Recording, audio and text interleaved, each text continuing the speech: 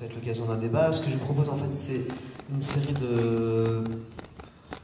un peu de petites questions avec le réalisateur qui va nous expliquer un petit peu la genèse du film, comment ça s'est fait, comment ça s'est fabriqué, le choix des archives, qu'est-ce qui a fait qu'il a fait cette lecture un peu de la Ve République avec certaines séquences et on va dire des séquences historiques aussi avec des choix de présidents avec certains pays dont des éclairages nous sont assez inconnus.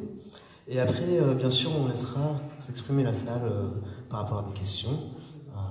Donc voilà, cher Jean-Michel Jean, excusez-moi pour... Comment s'est fait la genèse de ce film? Expliquez-moi un petit peu, parce que déjà c'est inédit. France 24 et LCP, je crois pas que c'est quelque chose de très déjà, habituel. France 24 fait jamais de documentaire, donc c'est quand même une première. Puis ça s'est fait avec LCP, ça s'est fait avec France 5. Bref, c'est une histoire aussi derrière l'histoire. Bon, mais au fond, comme je l'ai dit tout à l'heure, hein, inédite. Voilà. Alors, ces archives, pour ceux qui sont un peu fans de documentaires, vous les avez devinés. Il y a des archives chinoises, israéliennes, des archives argentines, des archives chiliennes aussi, qui sont dans ce film. On découvre un De Gaulle comme qu'on n'a pas vu de cette manière-là. C'est-à-dire que au fond, pour ceux qui ont bossé à l'INA, je sais qu'il y en a ici, on utilise les images de l'INA et on raconte une histoire des affaires étrangères avec, évidemment, des archives de l'INA. Et il y a de très très bonnes archives à l'INA, je les utilise suffisamment. Mais en réalité, ce qui est intéressant là, c'est de voir comment on filme De Gaulle, comment on filme Mitterrand, comment on filme Pompidou, ailleurs, voilà, avec des télévisions étrangères. Voilà, donc c'était ça l'idée, ça donne un autre regard, j'espère, sur cette France-là. Et puis le prétexte, c'était, bon, comment utiliser les voyages présidentiels? Il fallait bien trouver un prétexte.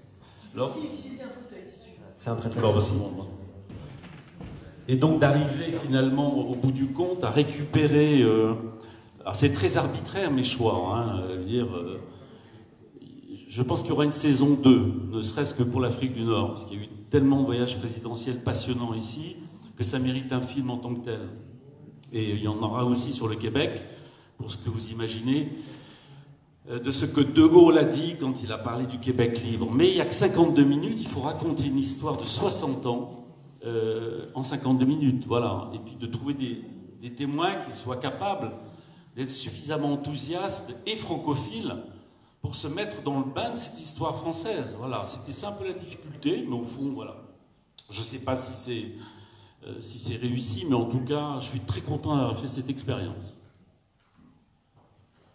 Et en fait, c'est pour revenir sur ces séquences, un président, on va dire un espace. Comment comment ces choix se sont constitués? C'est vraiment les archives qui ont amené... il y a une lecture, parce qu'en fait, il y a des choses qui sont plus connues, par exemple, on va dire, le rapport de certains présidents, il y a des éclairages qui sont surprenants par rapport à De Gaulle, on n'a pas l'habitude de le voir par rapport à des images d'Argentine. Ensuite, Giscard, bon, on s'attend plus à la relation avec Bokassa. Mitterrand, on ne pense pas à Israël tout de suite.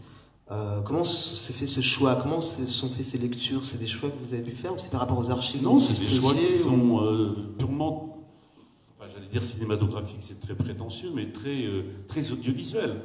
C'est-à-dire que l'idée, c'est pas de brosser la Ve République avec une série de banalités, c'est d'essayer de découvrir les niches où ça provoque chez nous, les Français, et les autres, j'espère, des interrogations et des surprises. Alors, si vous n'avez pas une surprise, j'ai raté mon coup, hein, je vous le dis tout de suite. S'il y en a quelques-unes, ça me suffit. Et on ne se souvient pas que De Gaulle est resté 3 semaines en Amérique latine. On a totalement oublié que les alliances françaises, elles sont nées là-bas parce qu'il y a eu des comités de la France libre en 40. Et que les plus adeptes de l'idée d'un gaullisme universel, c'est pas seulement en Afrique que ça s'est passé surtout en Amérique latine. Et nous, chez nous en France, on s'en souvient pas. Moi, quand j'ai présenté ce film il y a peu de temps lors du visionnage devant un parterre de diplomates, justement. Il y en a qui sont tombés un peu de haut. Cette histoire de la diplomatie française, elle naît en Amérique latine. Elle s'est fabriquée là-bas. À l'époque, c'est pas facile de rester 3 semaines dans un continent, de visiter 10 pays, d'installer une position définitive qui va s'installer pendant 50 ans, qui va dire au reste du monde, la France, c'est une 3e voie possible. C'est-à-dire de s'installer dans les 2 blocs, entre les 2 blocs, pendant la guerre froide, et de dire au reste du monde, nous sommes d'abord un pays de la liberté. Il faut une prétention rare pour dire ça. Hein, il faut encore en avoir une supplémentaire pour le continuer à cultiver cette idée après De Gaulle. Et là, on a vu la différence. Mais au fond, aujourd'hui encore, on continue à chausser ces bottes-là. Donc il y a un continuum, il y a une permanence, il y a quelque chose qui est né dans les années 60 en Amérique latine. D'où la séquence un peu plus longue que les autres que l'on voit ici. Et en arrivant jusqu'à Macron, heureusement ça s'arrête au bon moment, parce que vous voyez comme l'histoire s'accélère, mais je ne regrette pas du tout les images. Pourquoi ? Parce qu'on n'a pas fait attention que Kennedy était un tout petit peu plus âgé que Macron quand il est venu voir De Gaulle. Mais il y avait quand même quelque chose qui était assez étonnant, de voir le Kennedy venir à Paris, puisque ça s'est passé dans l'autre sens. Et de voir ce différentiel générationnel affiché à la face du monde, et de voir 60 ans après exactement l'inverse. Avec 2 figures qui révèlent un autre état d'esprit de l'opinion internationale. Voilà. Donc, la conclusion, c'est le début d'une autre histoire, tout simplement parce qu'on sait que ça se répétera. Et on sait que ça se réinventera et qu'on la réinterprétera probablement différemment. Voilà, donc il y aura une saison 2. Alors, il y a de nombreuses thématiques qui sont abordées dans ce film. On peut évoquer par exemple l'imaginaire que la France peut avoir dans les différents pays où elle est présente, la langue française. Enfin, il y a énormément de thématiques, donc je pense que au niveau de la salle, il y aura sûrement beaucoup de questions par rapport à ça. Et en tout cas, il y a une partie du film qui est mobilisée, et je pense que ça peut intéresser des personnes ici, par rapport à la politique arabe ou israélo-arabe, ou en tout cas autour du conflit israélo-palestinien. Donc il prend quand même une partie du film entre le rôle joué par alors la déclaration de Gaulle, qui parle la déclaration de Gaulle par rapport en fait à Israël. Ensuite, comment finalement la présence de Mitterrand, qui est pas très connue en fait, et des images en fait qu'on voit, et puis la visite de Chirac à Jérusalem et en Syrie, et aussi là on voit pas les images, mais il y avait aussi la visite de Lionel Jospin en territoire palestinien qui s'était très mal passée également. Donc qu'est-ce que vous pouvez nous dire par rapport à ça? Enfin, je ne dis pas plus que ce que je raconte dans le film, c'est-à-dire que, encore une fois, c'est des portes d'entrée pour tenter des explications. Mais j'assume parfaitement les choix. Évidemment, la politique arabe qui est très travaillée dans ce film, c'est un choix, c'est de dire Sarkozy, sur quoi je le mets. Voilà. Et c'est vrai qu'on sait qu'il a existé, il a créé un imaginaire particulier pendant son mandat autour de ce rapport avec les pays du Golfe. Le réalisateur décide de mettre le paquet là-dessus, voilà, comme il aurait très bien pu le faire, encore une fois, sur l'Afrique du Nord. Mais il a fait autre chose, voilà. Ma frustration, à moi, c'est de ne raconter que partiellement les choses, mais en essayant, grâce aux commentaires, parce qu'on n'imagine pas, mais un film comme ça, c'est très travaillé sur l'écriture. C'est pas... Vraiment, c'est un travail qu'on essaye de tisser avec quelques amis historiens, pour pas tomber à côté de la plaque, mais aussi raconter une histoire qui doit soulever d'autres questionnements, sinon on a raté le coche. C'est clair que sur le Moyen-Orient, le Proche-Orient, le fait de faire venir Barnavi, c'est déjà un choix. Barnavi est un personnage emblématique, en même temps très contesté, hein, de la même manière que de parier, c'est ce que j'ai fait volontairement sur le ministre équatorien très jeune, hein, le plus jeune ministre des Affaires étrangères des pays de l'ONU. Parce que je trouve que ce personnage, qui a deux nationalités, est un fin historien de formation, mais donner la parole à un personnage sur l'histoire de l'Amérique latine à l'époque où De Gaulle s'est installé, c'est-à-dire qu'il ne l'a pas connu, c'était là aussi un choix de ma part de le faire. Voilà. Donc, encore une fois, de faire un film, c'est faire des choix. Voilà. Comme chacun dans ses métiers, dans nos métiers, on fait des choix. C'est pas fait pour être contesté, mais c'est simplement pour essayer de tenter de ne pas brosser de manière linéaire l'histoire. Voilà. Ce qui guette l'écrivain, l'historien, l'essayiste, ou le cinéaste, ou le documentariste, c'est précisément de lisser l'histoire. Il ne faut pas le faire, ça. Il faut rentrer dans le chou de l'histoire, et ensuite essayer de tirer les meilleurs morceaux pour se mettre justement à apprendre, comprendre ce qui s'est passé. Alors avant peut-être de donner la parole à la salle, il s'agit d'une collaboration, c'est une co-réalisation que vous avez fait avec Joseph de Beauregard, le réalisateur Joseph de Beauregard. Donc vous êtes auteur du film, c'est produit par la Générale de Production, Alexandre Allier, entre autres. Et comment s'est passée cette collaboration avec le réalisateur Comment avez-vous... Est-ce que vous pouvez nous en dire juste un petit peu plus sur la façon dont vous avez travaillé ensemble C'est pas l'essentiel, nous sommes des amis tous les deux. J'avais un autre grand chantier parallèle à ce moment-là, et je me dis, ce serait bien que Joseph, qui a fait un excellent film sur Doriot, si vous avez l'occasion de le voir, je lui dis de venir avec moi faire ce travail. Mais un film, c'est à la fois d'abord une écriture, c'est un film écrit, ensuite c'est une réalisation. En général, je réalise toujours mes films tout seul, et là je l'ai fait parce que c'est Joseph, et je ne regrette pas du tout. C'est un personnage qui m'a beaucoup aidé, et je pense que je ferai d'ailleurs la suite avec lui. Mais c'est une mise en commun, hein, donc chacun... Et concrètement, vous avez travaillé comment vous avez échangé des... On échange, moi je sais ce que j'ai dans la tête, puis voilà, c'est tout, il faut essayer de le faire partager. Joseph, il apporte un regard beaucoup plus critique que moi sur l'histoire, il apporte une patte documentaire qui n'est pas la mienne. Moi j'ai fait 18 documentaires au total dans ma vie, et de temps en temps j'aime bien faire des pas de côté sur des histoires pareilles, mais le travail sur les recherches d'archives étant tellement compliqué que Joseph m'a beaucoup aidé là-dessus, c'est-à-dire qu'il fallait aller dans ces pays, voir les télévisions, travailler avec elles, récupérer quelquefois 5 à 6 secondes d'image. Mais c'est tellement important pour l'histoire d'un film. Hein. Regardez ce passage dont je suis assez fier, du serment de main entre Menahem Begin et Mitterrand, par exemple. Bon, quand j'ai eu tout le flot des archives à regarder, on y passe des nuits à des fois. Je tombe là-dessus. Et je me dis, mais je ne peux pas rater ça, il faut que je trouve une narration, quelque chose qui marque la fin d'une histoire très compliquée, depuis cette histoire de Gaulle, et puis cette arrivée à la Knesset de Mitterrand. C'est pas banal dans l'histoire, hein. C'est pas du tout attendu à l'époque. Et ces images, on les a pas vues. C'est par hasard que je tombe dessus. Alors elles sont pas de très bonne qualité, mais on s'en fout.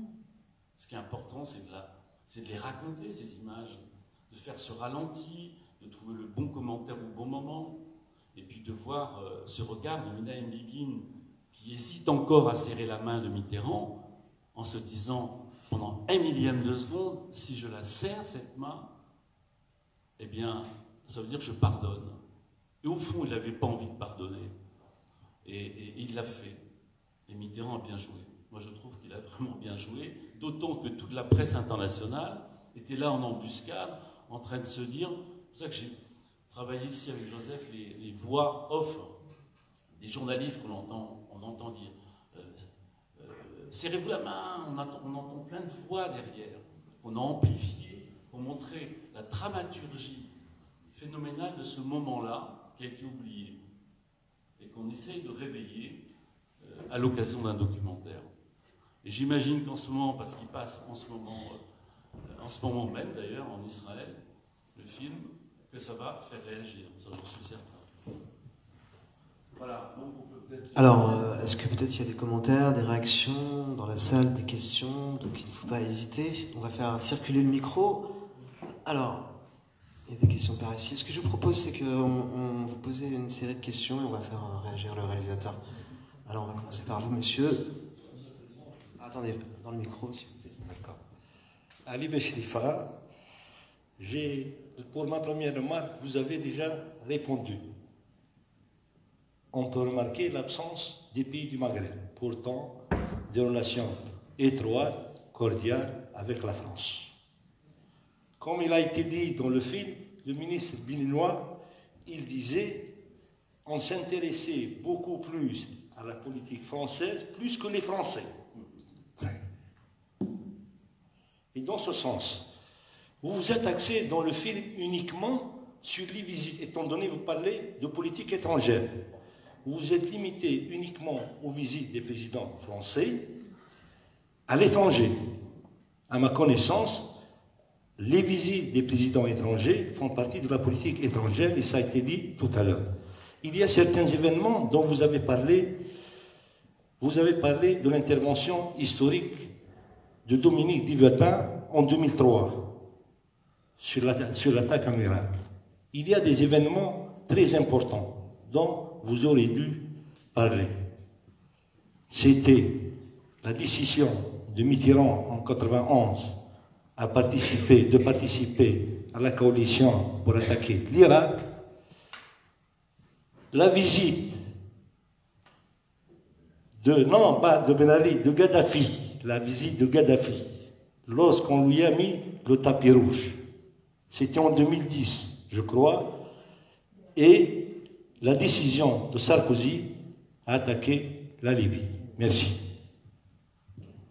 Alors, vous pouvez réagir si vous voulez tout de suite, mais je vais peut-être faire Je vais répondre à cette question, comme ça au moins ça évitera, non pas des polémiques, mais de répéter la question. Il y a 8 voyages présidentiels.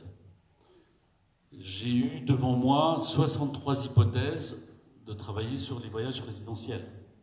J'aurais pu en prendre une ici, hein, il y en a eu magnifique aussi. Mais voilà, il n'y a que 52 minutes, vous ne voulez pas étirer 52 minutes. Voilà, il faut bien prendre des décisions documentaires et de faire des choix. C'est pour ça que je les ai faits. Mais encore une fois, moi-même, je suis très frustré des choix que j'aurais pu faire et que je n'ai pas fait. Quand les Québécois vont voir ça et qu'on ne voit pas l'inévitable De Gaulle brandir son Vive le Québec libre, je vais me faire incendier à Montréal quand je vais aller le présenter. De la même manière, Olivier Poivre d'Arvor a été très, très courageux de m'inviter, sachant qu'on ne parlait pas d'un voyage présidentiel ici. Bon, c'est comme ça. Mais j'assume parfaitement ces choix, encore une fois. Hein. C'est pas des choix stratégiques, c'est des choix documentaires. Ok, donc je vais continuer à faire tourner le micro. Si vous pouvez concentrer vos questions de manière à ce que tout le monde puisse s'exprimer. Merci. Bonsoir, Dr Draev. Je voudrais d'abord saluer Son Excellence, Monsieur l'Ambassadeur, mon ami, et je voudrais vous féliciter pour ce documentaire qui me rappelle des souvenirs que j'ai pleinement vécus tout au long de ma vie. S'il y a une 5e République, c'est qu'il y avait eu 4 républiques avant. La première est terminée le 18 Brumaire lors du coup d'État du général Napoléon Bonaparte. La deuxième avec encore un coup d'État. C'est le coup d'État du 2 décembre 1851. La troisième s'est terminée, monsieur, avec l'occupation de la France et le discours du maréchal Pétain. Et la quatrième s'est terminée, et ce qui va faire naître la 5e, avec un événement tunisien. Je ne sais pas si les présents dans la salle peuvent imaginer que la 5e République doit beaucoup à la Tunisie. C'est en fait les événements de Saqqid Sidi Youssef du 8 février 1958 qui ont fait que la 4e République capote et que le président René Coty appelle le plus illustre des Français, le premier des Français à occuper la première place en France. Secondo, ces événements-là ont créé une France nouvelle, une France qui est la fille d'un homme providentiel. Et De Gaulle apparaît tout au long avec toute sa grandeur, mais les jeunes doivent savoir que Macron n'était pas le premier jeune qui intervient dans la Ve République. Car en 1965, un jeune encore, le Canoë, a mis le président de Gaulle en ballottage. Et c'était un ballottage Mitterrand-de Gaulle déjà en 65. Donc pour de Gaulle, l'homme-providence n'apparaît pas trop bien dans votre documentaire, même si on le voit en Chine, on voit tout ce que vous voulez. L'essentiel, c'est d'aller voir que la France de la 5e jeune était, elle aussi, en crise. On ne voit pas les événements de 60. Et c'est un peu anormal. Très rapidement, il reste qu'après, la Ve République a connu un grand homme d'État, en la personne de Mitterrand. Et cette poignée de main reflète un homme qui a su un peu se rappeler des grandes valeurs de la France, de la Révolution, qui sont liberté, égalité et fraternité. Et je pense que ces valeurs restent jusqu'à aujourd'hui des valeurs porteuses, pas que de la 5e, mais de la France, de l'âme de la France, de sa grandeur, telle que décrite dans Émile de Rousseau et dont J'accuse de Zola, et dont je vous ai compris de Gaulle à Alger. Moi, je pense que dans la deuxième édition, il faut voir dans la Ve République une république de crise, d'alternance, de grandeur et de difficulté. Merci. Alors, je ne crois pas que c'était une question, mais une dernière. Enfin, il y en a d'autres, hein, vous pouvez poser toutes les questions que vous voulez, mais après, peut-être que Jean-Michel vous répondrait.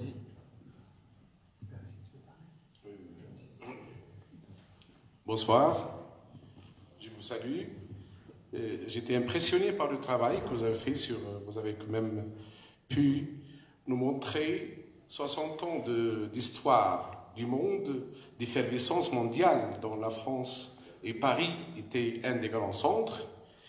Mais un petit problème que j'ai personnellement, étant historien moi-même, c'est que relater 60 ans de l'histoire en si peu de minutes, c'est dire combien de sacrifices vous avez dû consentir, vous avez certainement dû faire un tri. Et le tri chez les historiens, excusez-moi la situation, c'est aussi une lecture. Donc votre tri, c'est votre lecture. Et c'est une lecture de l'histoire, bien sûr, la vôtre. Mais ce que je sais de la France, de l'histoire de la France, c'est qu'il y a en fait réellement deux France. Il y a toujours dans l'histoire de toute l'histoire de la France de surface. Celle qui peut paraître dans les images, la télévision, les versions de journalistes, de politologues, de certains historiens même. Mais il y a aussi une autre France que j'appellerai, que François Daudet l'a appelée déjà, la France éternelle. Celle qui ne rouille jamais et qui change peu parce qu'elle est bonne à vivre. C'est-à-dire qu'il y a une autre version aussi de l'histoire. Et voilà, merci, je vous salue pour votre courage de faire ce tri. Bonsoir.